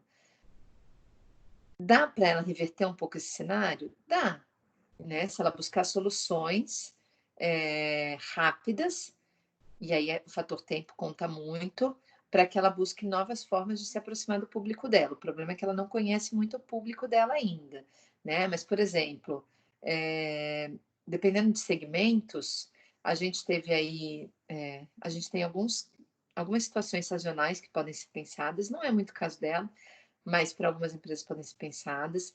Então, teve Páscoa, existem algumas empresas que conseguiram vender bem, mesmo com esse cenário todo na Páscoa, né? Embora a gente veja aí, Nestlé fez doação de acho que 1,5 milhão de ovos, né? Que não conseguiu vender. A Cacau Show também fez ação em algumas comunidades. Mas, enfim, pelo menos faz uma ação social, fica bem na fita, e são empresas que vão conseguir se manter, né? Diferente de outras. A gente tem agora o Dia das Mães. Então, o Dia das Mães, dependendo do segmento, é que no caso da loja dessa menina era roupa infantil. Se fosse roupa feminina, facilitaria muito a vida dela, porque vem Dia das Mães e depois vem Dia dos Namorados. Então, a solução é: quais são as outras possibilidades de canais de vendas que eu posso ter? Eu posso vender por WhatsApp, eu posso vender por Facebook, por Instagram, por e-commerce. Enfim, busca soluções rápidas, né? Existem alguns estabelecimentos, por exemplo, que por conta dessa pandemia, eles criaram formas de trabalhar drive-thru. Por exemplo, você faz o seu pedido e aí a pessoa vai lá, busca, você entrega sem grandes contatos, né? McDonald's deu um pouco de sorte também, inclusive já tinha drive-thru, mas deu um pouco de sorte em relação a essa questão de contato, né? Eu não sei se vocês viram, um pouco antes de fechar tudo, eles já estavam instalando o pagamento por sem parar. A pessoa que tem sem parar, ela faz o pedido, aí vai ter o leitor de sem parar, o leitor de sem parar identifica o valor da conta do cliente e você não precisa nem passar cartão nem nada, é só pegar o pedido na última janelinha, né? Então, é uma solução inteligente e interessante. Algumas empresas criaram janelinhas para trabalhar sistema de drive, né? Então, a pessoa faz o pedido, ela é avisada quando o pedido está pronto, ela chega, retira o pedido, tem que fazer o pagamento nesse caso, né? Não tem muito como fugir, mas atendimento individualizado e sem grandes contatos. Supermercados, eu sei que o Piratininga e o Chibata, eu não fui até eles, mas talvez alguns de vocês tenham vivido essa experiência. Você manda o pedido por WhatsApp, eles avisam quando o pedido está separado, você vai até esse local e eles colocam no porta-mala do carro para você. e faz o pagamento ali, né? Então, é buscar soluções, né? Tem até um exemplo de um cara que eu achei muito legal. Meu irmão compra queijo com ele, talvez vocês tenham visto também. Ele era um cara que vendia queijo na rua já, e ele está usando drone para fazer entrega. Então, ele já tem uma clientela aí meio que fidelizada, né, de pessoas que já conhecem e já compram com ele. E aí, por exemplo, moro em apartamento, quero comprar o queijo sem muitos contatos.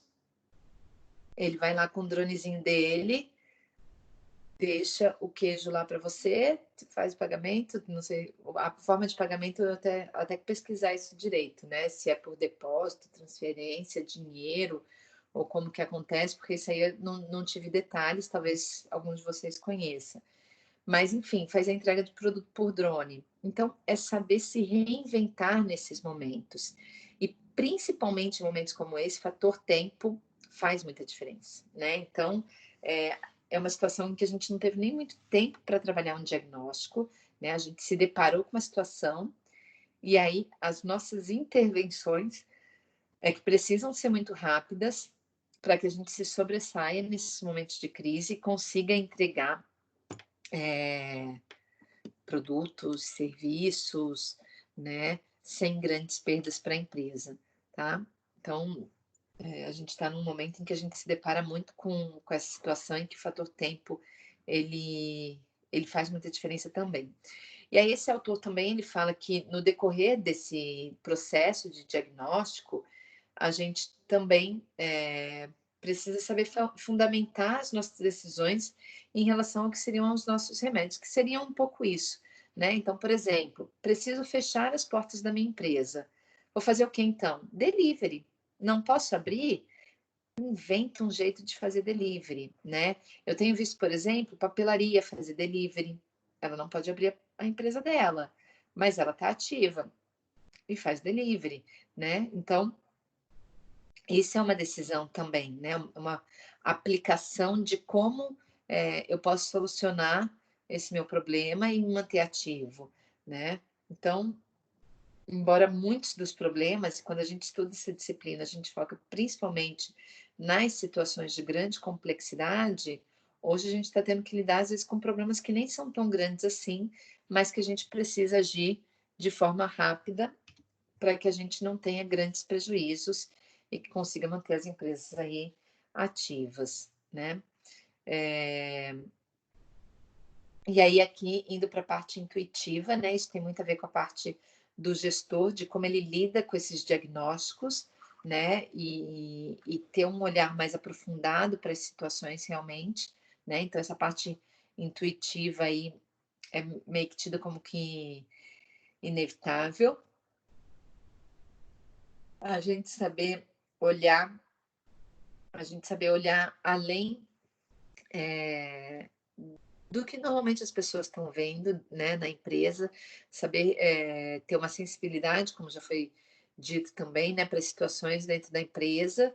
E quando a gente fala, por exemplo, falei para vocês que vocês podem trabalhar como consultores, quando a gente fala, por exemplo, de profissionais que trabalham com consultoria, profissionais que têm essa intuição aguçada, eles acabam se diferenciando no mercado, né? E acabam sendo aqueles profissionais que acabam tendo melhores resultados, que adotam melhores práticas na hora de trabalhar as resoluções deles, né? E acabam trabalhando os resultados, mesmo que mais complexos, com mais tranquilidade. E isso acaba refletindo muito, né? E aí a gente pensa muito também no clima organizacional. Então, se eu tenho uma intuição mais aguçada, se eu sei trabalhar melhor esses diagnósticos da empresa, eu vou refletir isso para os meus colaboradores e provavelmente eu vou tirar um peso deles no momento deles trabalharem as atividades deles, tá? Aí a gente tem um outro autor, que é o Anjon, que ele compara o diagnóstico com o radar digital ligado 24 horas, que o ideal seria isso, né? Principalmente para quem está nas altas gerências das empresas, né? Diretoria, vice-presidência, presidência, esse radar ele tem que ficar ligado realmente, mas mesmo para quem está em média gerência, tem coisas que dependem muito deles, né? E são muitas das vezes cargos que precisam ser de confiança por conta disso, né? Que a pessoa, ela, se de repente vê uma notícia, vê uma situação, às vezes não é nem relacionada à empresa, mas relacionada ao mercado e que pode impactar a empresa dela, tem que saber captar isso e agir de forma eficaz também e rápida, né? Então, saber captar essas situações, se manter atualizado, né? O que está falando, por exemplo, o ministro da Economia, o que está acontecendo, por exemplo, nos Estados Unidos, em relação ao mercado deles, como que eles estão trabalhando as ações lá, que muito do que eles fazem lá reflete aqui. E mesmo a Europa, embora o reflexo às vezes não seja tão grande como ações dos americanos, mas reflete aqui também. Então, o que que a Europa, principalmente os países tidos como de primeiro mundo, tem feito e que a gente sabe que pode refletir em situações relacionadas à empresa, né? Tem que ter um olhar para tudo isso, não só para monitorar o que está acontecendo internamente. De repente, é uma situação interna, tipo, quebrou uma pecinha de um equipamento, e aí isso vai me parar toda uma linha de produção. Ferrou, também preciso monitorar isso, né? Mas é ter um olhar tanto para o interno como para o externo, tá? E aí, com base no diagnóstico, que a empresa irá se antecipar a essas mudanças, né? E criar as intervenções, né? Que, acima de tudo, também saber lidar com isso, né? Quais são as intervenções necessárias para me manter ativa, para me manter eficiente, para me manter competitiva no mercado, tá? Agindo tanto nos mercados externos como internos da empresa. E aí, sobre isso, tem um outro autor que a gente trabalha, que é o Brad, que, na verdade, vários seguem essa linha dele, do DOP, né, que é o Diagnóstico Organizacional Participativo, tá? Que é um modelo bem interessante por contar, né, com um grupo de pessoas aí para identificar essas situações da empresa, mas que ele usa isso como instrumento de caracterização da organização, fazendo análises preliminares da situação que a empresa vive, né? E aí, mais uma vez, é a questão de saber trabalhar cenários, né? Identificar o passado da empresa, o presente da empresa e o que a gente quer para o futuro, tá? Então, as teorias, vocês vão ver que elas se complementam aí, e nesse caso, ele também trabalha muito essas situações para identificar quais são as mudanças, né? Então, onde precisa de intervenções e como que a gente vai operar essas mudanças de forma rápida. E ele trabalha também a questão das demandas articuladas, né, pelos membros da organização, então, da abertura, né, desses processos para as pessoas dentro da organização, para que eles trabalhem essas demandas, e faz até um paralelo aí com o que o Paulo Freire trabalha na educação, né, que ela deve ser libertadora e emancipadora, ou seja, dentro da empresa, a gente também deve dar um pouco essa liberdade para os colaboradores. Eu preciso confiar em quem está lá dentro, né? Eu preciso acreditar que as pessoas têm habilidades e competências para realizar as tarefas que eles desempenham, e aí dar autonomia para essas pessoas, né? Que tem a ver com essa questão emancipadora, e fazer com que elas consigam levar as atividades dela, né, com autonomia, de forma emancipada, né? Então ele faz um paralelo principalmente por conta disso, né, de dar liberdade para esses profissionais, para esses colaboradores e para que eles tenham autonomia nas ações deles, tá? Assim como a gente faz quando a gente cria comunicações mais horizontais, né? Então não a comunicação ela é mais linear.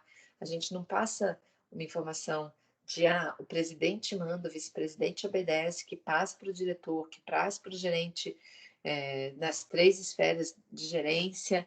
Enfim, a gente acaba trabalhando de forma mais linear, a conexão é mais próxima entre as hierarquias dentro da empresa, né? E isso também mostra que eu tenho mais abertura para chegar, às vezes, nas pessoas certas, né? Então, não tem essa estrutura extremamente verticalizada, que cria barreiras e que muitas das vezes reprime os colaboradores, fazendo com que eles deixem, às vezes, de executar trabalhos usando a totalidade de habilidade deles em relação àquelas atividades, né? Então, ele faz um paralelo muito grande com isso, tá? Com essa liberdade, com essa emancipação.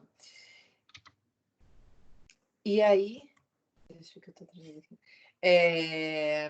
Ele coloca que as organizações que utilizam esse sistema de diagnóstico de organização do DOP, elas precisam fazer uma ligação entre os membros da organização e os consultores, né? Porque muitas das vezes a gente lida com consultores externos, né?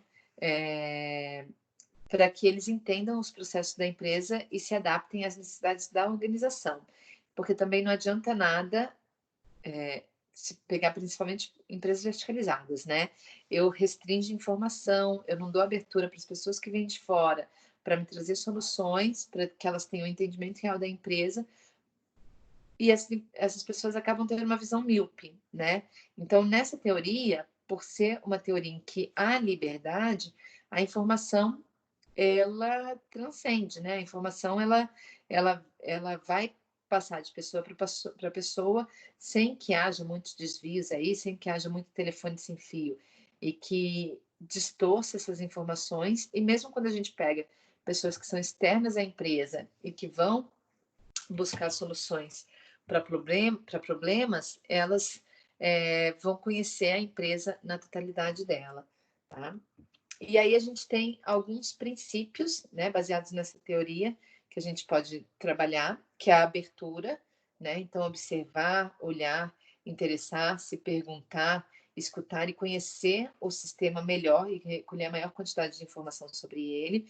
Ou seja, se ela dá liberdade para os colaboradores, eu preciso dar abertura para que eles tenham um olhar maior sobre as coisas dentro da empresa, que eles consigam observar, que eles tenham interesse e que eles se sintam à vontade para perguntar, ou mesmo que eles deem abertura para escutar e conhecer o sistema, né?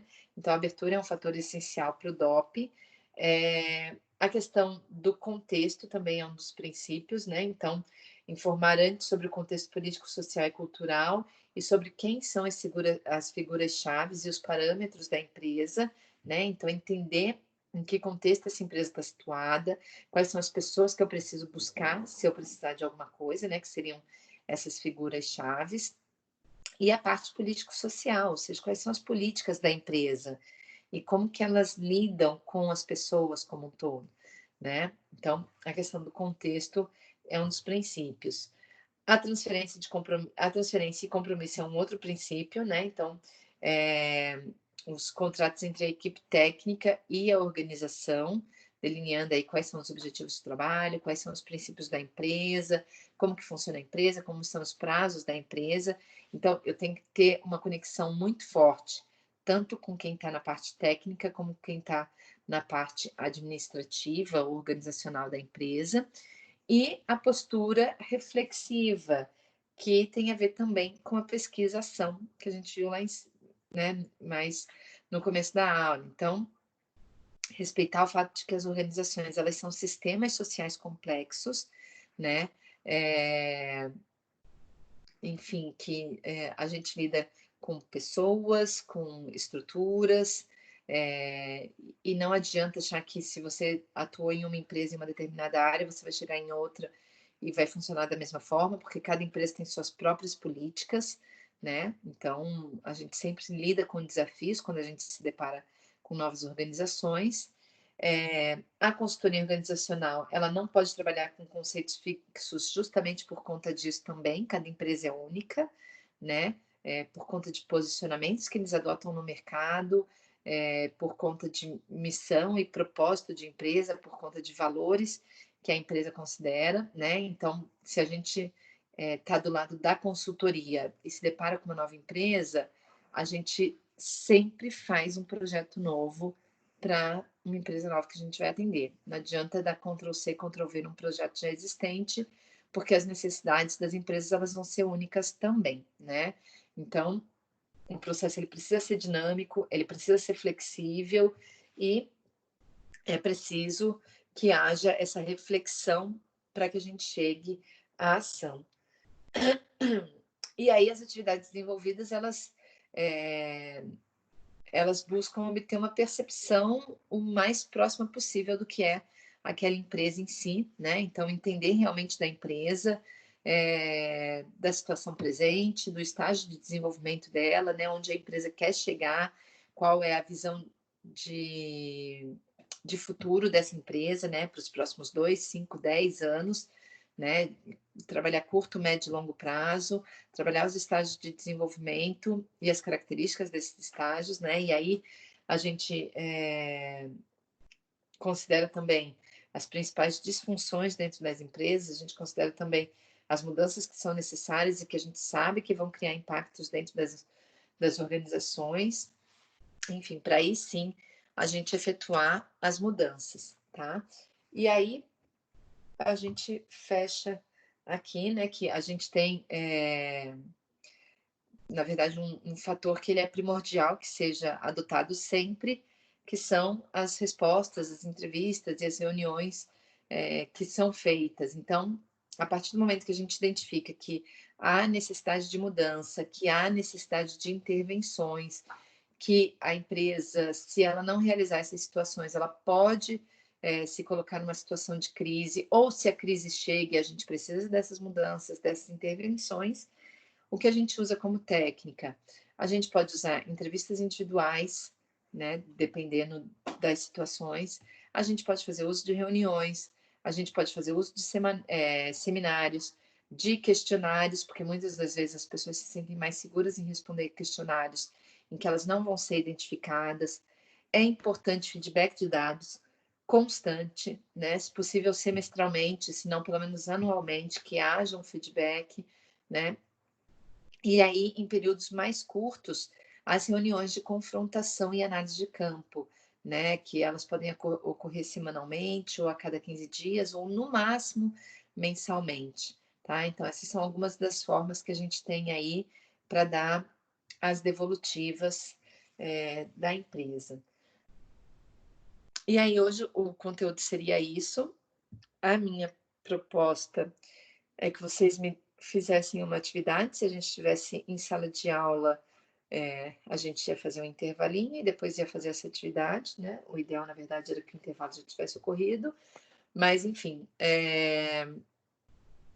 seria para vocês tentarem analisar um pouco o cenário. Então, eu coloquei aí para vocês como situação que nem todas as empresas, incluindo as grandes, diversificam seus negócios e preferem atuar em um único ramo de atividade, ou seja, em um único produto ou serviço, tá? Nesse contexto de uma empresa que atua em um único negócio, ao realizar um diagnóstico organizacional, onde uma estratégia competitiva envolve decidir como competir em determinado setor, ou seja, que produto ou serviço que produto ou serviço oferecer, como fabricá-lo e como distribuí-lo, qual que seria o melhor caminho, né? E aí, na verdade, aqui eu coloquei um item a mais que eu vou tirar, que foi a Coca-Cola. E a Coca-Cola, hoje mesmo, a gente viu que, na verdade, ela diversifica muito, porque ela não está, na verdade, só no segmento de bebidas, né? Ele, inclusive, no segmento de moda, ele tem produtos também. Então, como segmento único, pensando no segmento bebida, a Coca-Cola não está só com bebidas, né? Mas, enfim, se for pensar na opinião de vocês, para que uma empresa busque o crescimento dela, né? Em que as organizações precisam obrigatoriamente entrar em novos negócios. Então, por exemplo, Coca-Cola diversificou para o cenário de vestuário, né? Então, já dou até uma resposta aí de uma referência de empresa que a gente conhece. Mas se vocês pegassem uma empresa menor, né, e que ela precisa crescer e ela atua em um segmento específico e ela precisa diversificar, muitas das vezes, como que ela poderia fazer isso, né? Como que ela pode crescer no próprio negócio dela ou, enfim, né, buscando novos segmentos, novas estruturas, tá? E a gente pode usar até esse cenário atual de crise e alguns modelos eu já até passei para vocês, né? Então, por exemplo, segmentos de bares e restaurantes que criaram sistemas de drive-thru para se manterem ativos e em crescimento, estruturas de papelarias de bairro que criaram sistemas de delivery para que mantivessem as vendas delas. Seria um pouco procurar trazer essas situações, tá? Eu acho que a gente está num momento em que isso se faz ainda mais importante. Eu não sei se vocês viram, eu sei que algumas pessoas estão no Instagram que eu criei para passar informações para vocês também, né? Ontem não, antes de ontem, eu publiquei algumas informações bem relacionadas a isso, né? De empresas que estão sabendo se sobressair nesses cenários de crise, e a gente deve buscar justamente isso, né? Então, o diagnóstico precisa ser rápido, precisa ser preciso, e as nossas intervenções precisam ser ainda mais rápidas, né? E trabalhar um pouco o benchmark, ou seja, verificar práticas de empresas que souberam buscar soluções em momentos de crise pode ser uma solução, tá? Eu acho que depois eu complemento talvez um pouco essa minha pergunta para passar para vocês, e aí eu compartilho lá no Forms para vocês me enviarem, tá? Se vocês fossem trabalhar um tipo de negócio, aí procurem identificar que negócio que seria, né? Então, que tipo de empresa, o que vocês fariam para que essa empresa conseguisse crescer, mesmo que ela tivesse que se manter no próprio negócio dela, tá? Então, traçando diagnósticos, e aí a gente considera essas ferramentas que a gente já estudou, tanto de SWOT, como de Ishikawa, como de Pareto, né? São todas ferramentas que ajudam a gente agora, no momento da gente trabalhar os nossos diagnósticos. Na verdade, o ideal é que esse nosso segundo bimestre fosse bem mais prático, tá, gente? Eu vou ter que pensar em soluções para a gente desenvolver isso de forma prática. Existem situações que eu gostaria até que vocês apresentassem. De repente, uma das situações eu faço com que vocês apresentem pelo próprio Teams, né? Sei lá, de alguma atividade que vocês consigam desenvolver em dupla e que vocês criem alguma forma de trabalhar isso, porque também é um dos nossos desafios, né? E aí, se vocês forem avaliar, até as empresas que oferecem essas plataformas, elas estão trazendo novas soluções, elas também estão criando as intervenções delas, tá? Então, o que eu gostaria de vocês é isso, que vocês tivessem um olhar para, principalmente nesse momento de crise, que a gente vê muita coisa acontecer, como que as empresas trabalham os diagnósticos delas e como que eles trabalham as intervenções para que eles mantenham cenários mais otimistas e resultados mais efetivos dentro das empresas, tá bem? Então, por hoje seria isso, tá? Depois vou compartilhar, então, essa atividade com vocês, tá? Qual unidade? Oi? Unidade que você vai adicionar? Nossa, você sabe que eu não sei em qual que eu tô? Mas qualquer coisa, eu mando um WhatsApp para as meninas e aí eu confirmo. E aí eu mando o link para o WhatsApp também. Beleza. Tá? Eu tenho contato da Karen, da Bruna, eu mando para elas, para a Tatiana também, e aí eu peço para elas compartilharem no grupo de vocês. Tá? Mas, enfim, vou estruturar ele. Teoricamente, a gente já está fazendo isso agora em sala de aula, né? Mas a gente está aí só com... Tem aqui 4 alunos hoje, né? Então, não tem nem como falar assim, gente, faz aí, a gente tira dúvida e depois eu lanço já a nota de vocês. Né? Então, eu acho que eu prefiro compartilhar o formulário igual eu já fiz com as outras atividades, e aí vocês me dão uma devolutiva, porque assim fica mais fácil até para que, de repente, quem não consegue acessar agora, que tem um outro tempo aí para fazer isso também, tá bom? E é isso, gente. Obrigada aí pela participação de vocês, tá? Qualquer dúvida, qualquer coisa me procurem, ou através das meninas que têm meu contato, ou através de e-mail também, tá? E aí a gente vai se falando, tá bom? Gente, então, tchau para todo Tchau, mundo. professor. Obrigado. Até a próxima. Tchau, obrigado. Tchau, tchau.